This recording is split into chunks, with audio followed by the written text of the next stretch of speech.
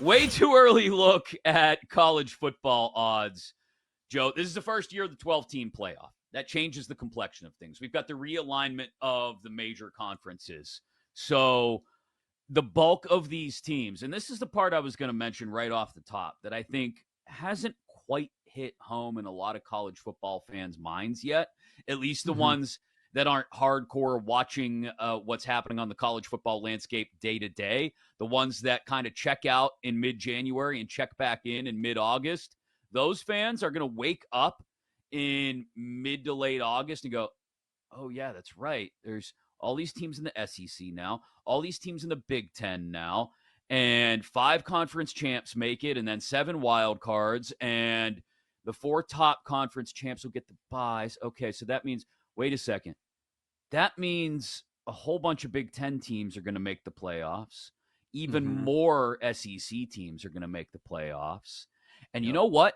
In all honesty, you might have to win the ACC or the Big 12 to get in because you're going to need 10 wins, I think. You may need 11 if you're in one of those 2 conferences to get into the playoff.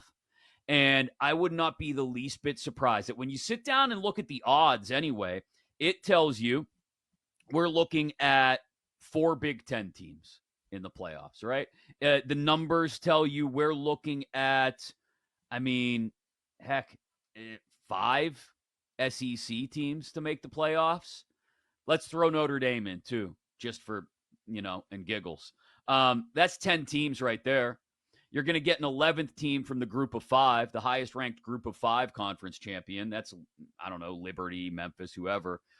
You have to get those conference champs from ACC and Big 12 in. So maybe maybe Notre Dame doesn't make it, right? Maybe we're talking about 4 Big Ten, 5 SEC, and a group of 5. And now all of a sudden we've got room left for is an ACC and a Big 12 team.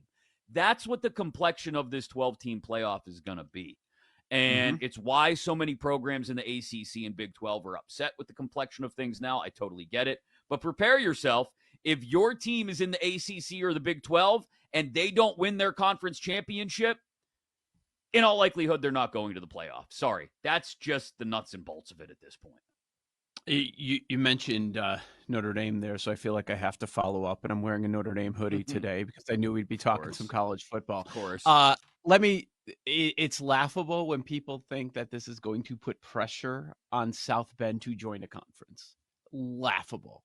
Because in the end, we're talking about if Notre Dame is part of the conversation, if they're just like kind of hanging out, if they're even close to top 12, they're in. They are. The committee's not going to say, nope, you're out. You guys just missed it by 1 spot. I mean, I don't. Listen, so if they go 10-2, at least that's my year, viewpoint. Oh, they're in. If they go 10-2, they're in. Yeah. They don't play cupcakes either. No, I mean, look, but I look at their schedule this year, for example, and I see 3 losses. Like, you're gonna lose to A&M. You're gonna lose either Florida State or Louisville at home. One of those 2. Not both. Oh, Louisville last year was so rough. That game at Louisville. Oh, man. And there's a chance you lose at USC in the finale on the road, too. So that's 4 distinct possibilities for a loss that I see, those 4. Well, then I'll give you 3 of those. If they go 9-3, they're out.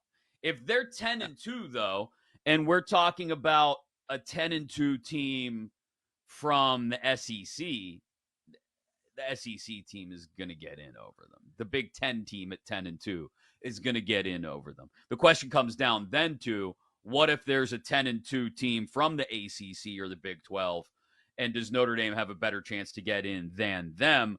I think that's when we'll get into the hair-splitting part of the process of, okay, what are the losses, right? And how are we ranking those losses at the end of the season? Notre Dame at plus 140 to miss the playoffs? Yes.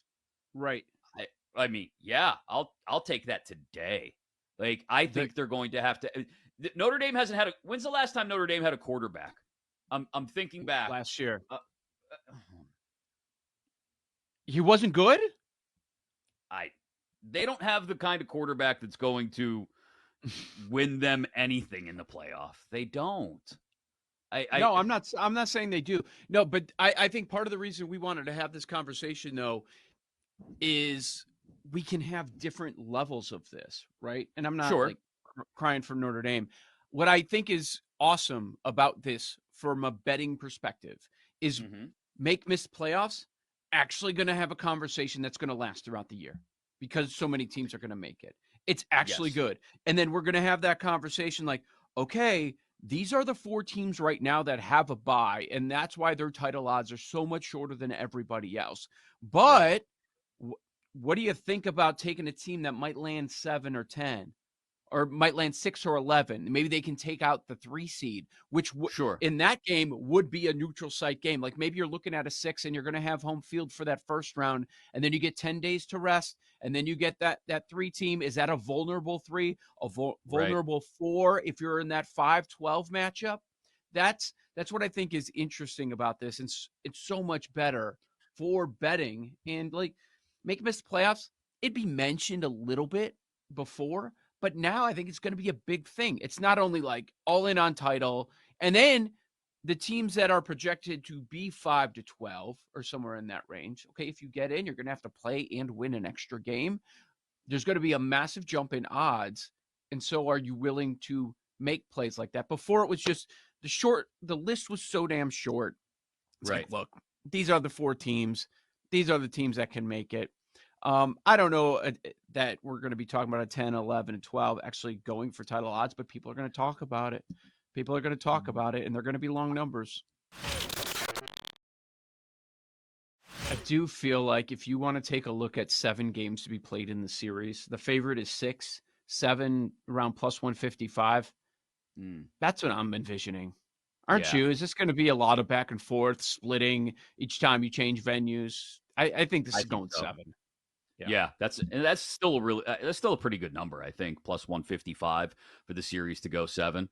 I like that. I also like in game 3 tomorrow, there's no way Kyrie Irving. I'll bet it again. I bet it last night. I missed. Kyrie Irving did not go off. He did dish a lot, 11 assists. He's 22.5 tomorrow. He's over. He's mid-20s at least. I don't think it results in a Mavericks win, but maybe that's part of it. Maybe Luka at 31.5 is listed a little too high. He comes back to earth. It's more of a Kyrie game. What do we do with T-Wolves Nuggets tonight? It's a great question. I've been thinking about it for days. I, too, have been stewing in this mess as someone that has a lot of Nuggets championship futures that I don't feel so great about right now. I really don't know what to do. It's hard at this point. I mean, is Minnesota really this good? Maybe Phoenix was better than we thought. Or is Phoenix a bad team and Denver at this point with Jamal Murray just a shell of himself and sort of just Nikola Jokic at this point is the only ball handler? There really isn't anybody else in the team. Like, is that how this is set up? The Timberwolves have somehow run into back-to-back teams without point guards that can bring the ball up, and it just allows them to kind of swallow them up. So this is another game I'm going to kind of watch and see how it goes. I expect, again, kind of a really good last-ditch effort here from Denver. I'm not sure what the defensive adjustments are for them, what the offensive adjustments are. Michael Malone is a pretty good coach. He really knows what he's doing, and the problem, again, is there's not somebody else here. This is the series where, again, they really miss Bruce Brown or somebody else like that who can handle the ball, that can bring it up, especially with how rough Reggie Jackson's been. The only thing I've been looking at this game in this series is the props on Nickeil Alexander-Walker continue to be too low. An incredible defensive player, someone who's constantly on the floor here. His point total, a little too low here. I think, again, I should have that number in front of me, but I think it was close to like 10.5, something like that, or even lower. That's just terribly too low. I like him over his points. And then his 3-pointers, 1.5. You get us a decent plus money on the over in that as well. So I'm just going to keep playing props. And again, kind of watch and see how that game goes to see if the first 2 games are reality or something else. The Oilers just couldn't help themselves, guys. They couldn't help themselves but be back to their old selves. I mean, they get a lead and they have no clue what to do. Someone has to get them a roadmap that explains how to protect a lead. I mean, they could have a 5-0 lead and they would still play hockey the same way. I thought under their new head coach, they learned how to protect a lead. Apparently not. But I think a lot of that, disaster has to do with the fact that they played the LA Kings in the first round once again this year. 4th straight year in a row, Edmonton beating LA in the first round. They weren't used to offense like what they're seeing against the Vancouver Canucks. They will adjust. They'll make the necessary changes. But guys, it's wash, rinse, repeat. I'm a huge team totals guy, as you heard me mention the Boston Bruins. The best bet tonight on the board across NBA and NHL, Oilers to get to 4. Oilers over 3.5 team total. They will bounce back. They are a deep team. The power play will get going. And if Vancouver is down 4-1 again, I don't think they come back this time.